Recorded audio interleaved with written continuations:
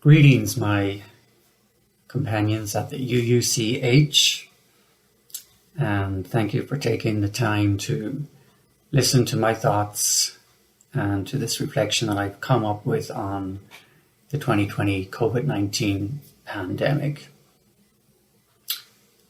So, spiritual insights and moral lessons learned from the 2020 COVID-19 pandemic. I'd like to begin with a short, more like a story or a bedtime story that this was doing the rounds on Facebook, as many memes and videos have been regarding the COVID-19 pandemic. But this one caught my attention. It's from a website called Probably Tomfoolery, and the author is English, and this is a bedtime story he's telling his son, and it's set in the future, reflecting back on this year, 2020. A bedtime story of how it started and why hindsight's 2020. Tell me the one about the virus again, then I'll go to bed. But my boy, you are growing weary. Sleepy thoughts about your head. Please, that one's my favorite. I promise, just once more. Okay. Snuggle down, my boy, though I know you know full well. This story starts before then in a world I once would dwell. It was a world of waste and wonder, of poverty and plenty, back before we understood when hindsight's 2020. You see, the people came up with companies to trade across all lands, but they swelled and got much bigger than we ever could have planned. We'd always had our wants, but now it got so quick. You could have anything you dreamed of in a day, and with a click. We noticed families had stopped talking. That's not to say they never spoke, but the meaning must have melted and the work-life balance broke. And the children's eyes grew squarer, and every toddler had a phone. They filtered out the imperfections, but amidst the noise, they felt alone. And every day the skies grew thicker till you couldn't see the stars. So we flew in planes to find them, while down below we filled our cars. We'd drive around all day in circles. We'd forgotten how to run. We swapped the grass for tarmac, shrunk the parks till there were none. We filled the sea with plastic because our waste wasn't capped, until each day, when you went fishing, you pulled them out already wrapped. And when we drank and smoked and gambled, our leaders taught us why. It's best not to upset the lobbies, more convenient to die. But then in 2020, a new virus came our way. The governments reacted and told us all to hide away. But while we were all hidden amidst the fear and all the while, the people dusted off their instincts. They remembered how to smile. They started clapping to say thank you and calling up their moms. And while the car keys gathered dust, they would look forward to their runs. And with the skies less full of voyagers, the earth began to breathe. And the beaches bore new wildlife that scuttled off into the seas. Some people started dancing, some were singing, some were baking. We'd grown so used to bad news, but good news was in the making. And so when we found the cure and were allowed to go outside, we all preferred the world we found to the one we'd left behind. Old habits became extinct and they made their way for new. And every simple act of kindness was now given its due. But why did it take a virus to bring the people back together?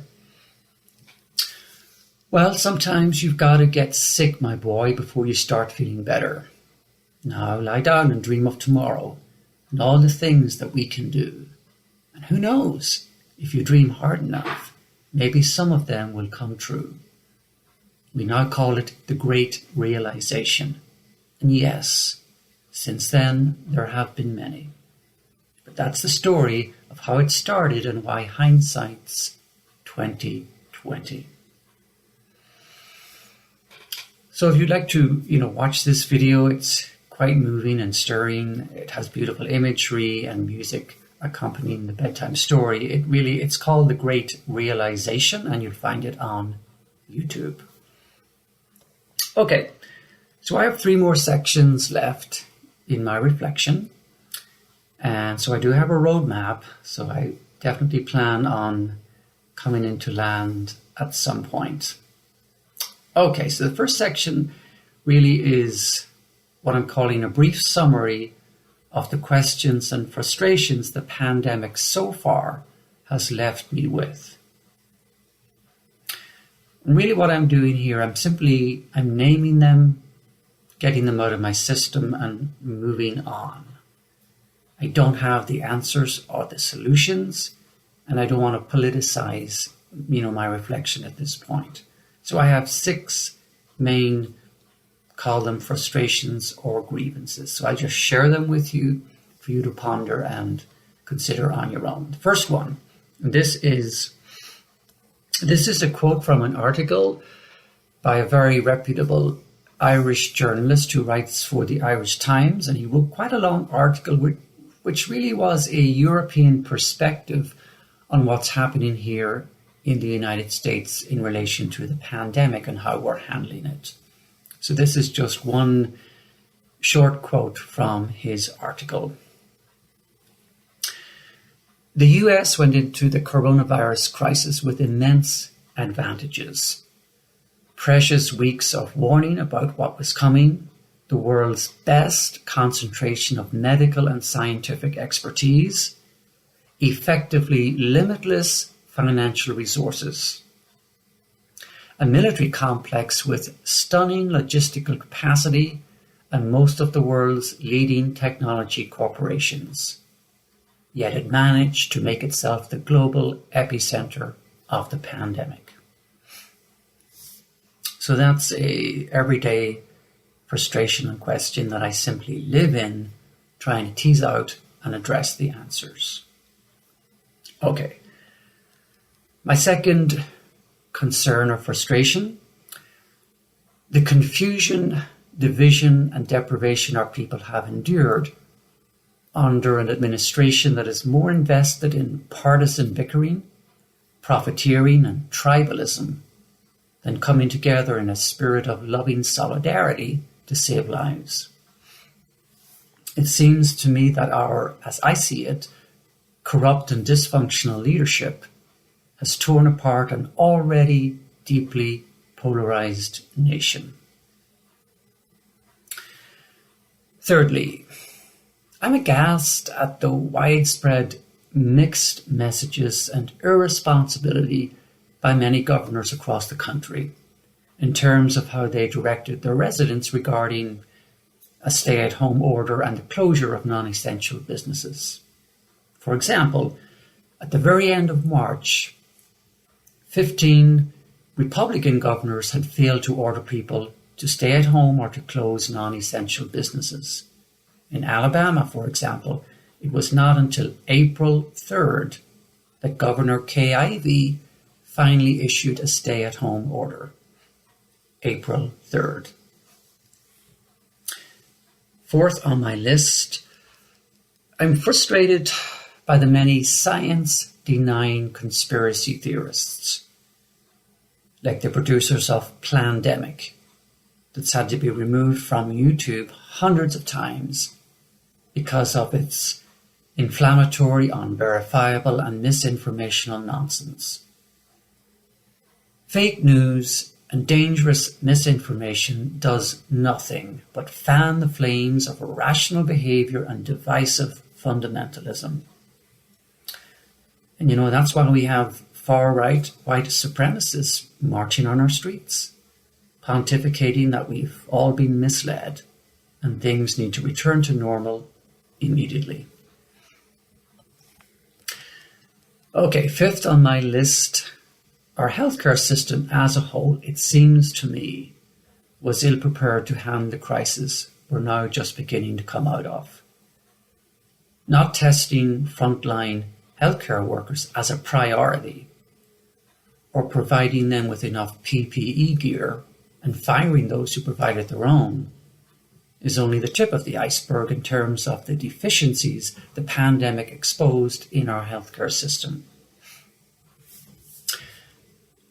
Okay, and my last grievance, more of a concern really, is that the pause and perspective this pandemic has given us in terms of a cleaner, healthier planet and a simpler lifestyle that respects the needs and values of all will be railroaded out of the park by business tycoons, corporations and brands that will waste no time in fueling our desires for consumption.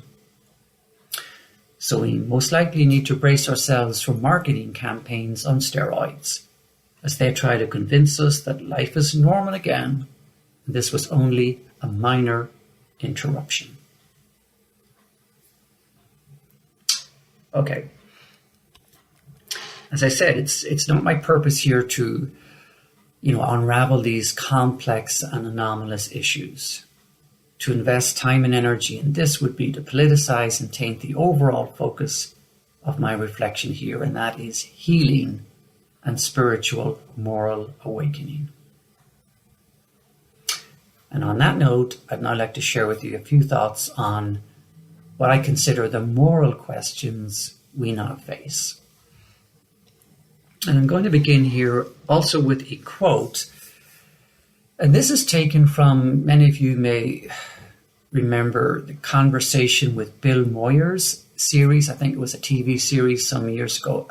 I didn't watch it. I didn't see it. I don't think I lived in the United States when this was popular. But I stumbled upon a quote from a philosopher who was in conversation with Bill Moyers. Her name is Martha Nussbaum. And this is something she had to say on the nature of ethics and morality.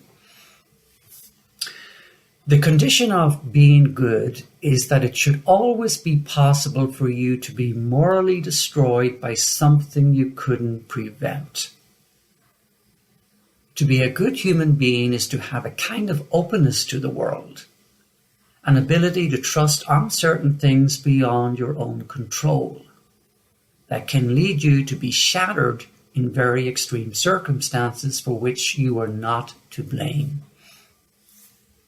That says something very important about the human condition of the ethical life, that it is based on a trust in the uncertain and on a willingness to be exposed.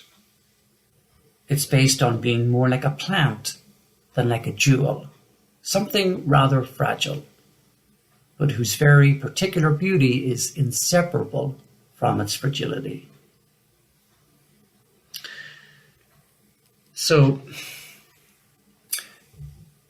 to me, the coronavirus pandemic forces us all to think, what really counts? What really matters? Life or material things? Can we continue to exploit natural goods and resources to live better and richer lives without giving it a second thought? Or can we take care of nature, the vitality of Mother Earth, and living well, which is the harmony between all human beings and with the beings of nature? Can we continue with our consumerist lifestyles, accumulating unlimited wealth in the hands of a few at the expense of millions of poor and miserable people all over the world? Has it served any purpose for war-loving countries to accumulate more and more weapons of mass destruction now that they have fallen to their knees in the face of an invisible virus that proves how ineffective all those apparatuses of death are? Indeed, does it still make sense for each country to assert its sovereignty, opposing that of others, when we should have, global governance to solve a global problem? After all, what use did accumulating weapons of mass destruction around the world serve when an invisible virus brought the world to its knees? So these are questions that cannot be avoided. No one has the answer. But one thing, however, and this is a quote attributed to Albert Einstein, is true. The vision of the world that created the crisis cannot be the same as that which takes us out of the crisis. The virus makes us discover what our deepest and most authentic human nature is. And that is that human nature is ambiguous. It's good and bad. But here let's just for a moment focus on the good. First of all, we are beings in relationship. We are interdependent. There's an African term, I'm not sure which African language this comes from. It's from Ubuntu. I'm just not sure what region in Africa that language is spoken. And this is their basic adage here is, I am me through you. That's the meaning of the term Ubuntu. Or the Buddhism teaching, interdependent co-arising, which simply means nothing exists in and of itself. We live in and because of interdependent communion. The whole, multiplicity of life, the complex web of life that is interconnected. You mess with a little tiny part of it, you mess with all of it. So we really have to take care of everything. We take care of ourselves, otherwise we get sick and die. Of others, who can save me? Or who can I save if they need me? We take care of nature, for if we don't, it turns against us. With harmful viruses, with disastrous droughts, with devastating floods, with extreme weather events. We need to take care of Mother Earth, so that she continues to give us everything we need to live, to sustain us. If she will continue to support us on her soil, since for centuries we have attacked and pillaged and raped her mercilessly. Okay, from there I want to go into kind of more moral but more deeply spiritual lessons that I think we need to relearn, deeply internalize, and apply in our lives. And I also want to begin this final section with a quote from a Franciscan sister and scientist, Elia Delio. She's a cosmologist and has written quite a bit on the new physics and cosmology. And this is what she has to say. Death and resurrection are part of the evolutionary path toward wholeness. Letting go of isolated existence for the sake of deeper union. Something dies, but something new is born, which is why the chaos of our times is, in a strange way, a sign of hope. Something new is being born within. Out of chaos, a star is born. Breakdown can become breakthrough if we recognize a new pattern of life struggling to emerge.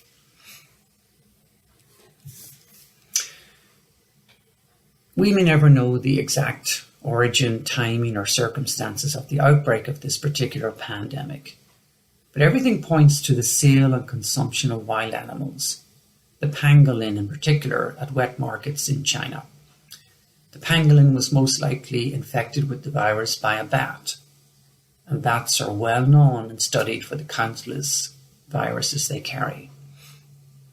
So for me, this re-raises, if you like, the question of our stewardship of farmlands, natural habitats, and our interspecies relationship with all living and sentient life. At least 200 million land animals and an estimated 7.3 billion wild fish are killed for food each day. And that's not counting those animals killed for fashion or poaching. Millions of these animals are raised and slaughtered in the most horrendous and inhumane conditions imaginable. When you factor in all the components of the meat industry, from deforestation to manufacturing plants to transportation. The meat industry is the single biggest contributor to fossil fuel emissions in the world. All because we humans insist on enjoying a particular taste experience.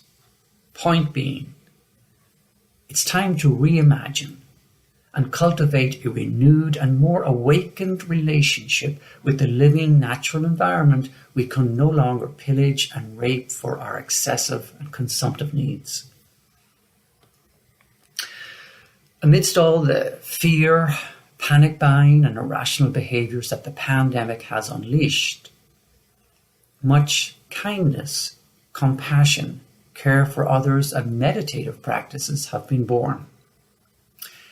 This sledgehammer reality check we're all living in at the moment has opened the way for those awake and seeking a more peaceful coexistence with others to create a new normal of focusing outward to the needs and struggles of the elderly, the impoverished, the dying, the marginalised, the have-nots in our community, and the youth of today whose lives have been thrown into chaos as well.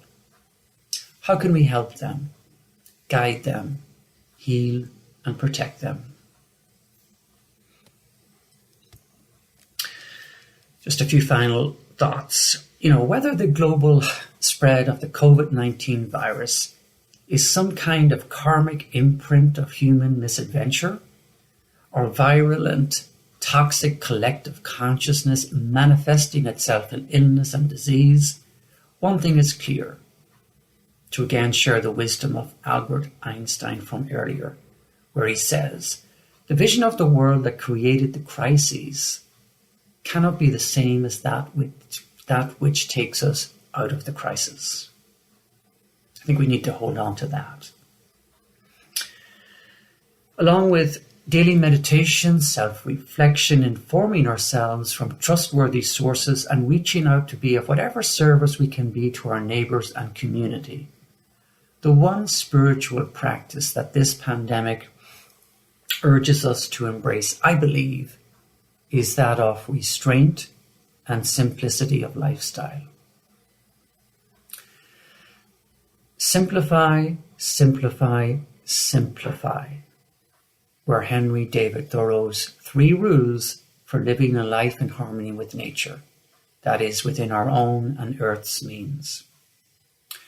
Wanda Urbanska, author of several books on simplicity, including her book in 2010, The Heart of Simple Living, explained that simple living's 4 tenets are environmental stewardship, thoughtful consumption, community involvement, and financial responsibility. Though the scale of our simplification and restraint will have to be as grand and far-reaching as the scale of our complexification and consumption have been, engaging in these 4 practices would lead us, she suggested, in the direction of living good lives rather than goods lives. Okay, I'd just like to conclude with a short prayer invoking the divine God, creator, if you have a sense of or a belief in a God or divine consciousness that suffuses all life and all creation, then please share with me in this short prayer. Loving Creator God, we ask that all who are affected by this virus be held in your loving care. In this time of uncertainty, help us to know what is ours to do. We know you did not cause this suffering, but that you are with us in it and through it. Help us to recognize your presence in acts of kindness, in moments of silence, and in the beauty of the created world. Grant peace and protection to all of humanity for their well-being and for the benefit of the earth. So, Thank you again for taking time to listen to my thoughts and reflections on the COVID-19 pandemic that we're still in the midst of. I appreciate your time, and I wish we could have a question and answer session, perhaps when we get back together in community. Hopefully in the coming months we might be able to do that. In the meantime, I wish all of you continued safety, good health, and that you may feel always blessed, loved, and protected.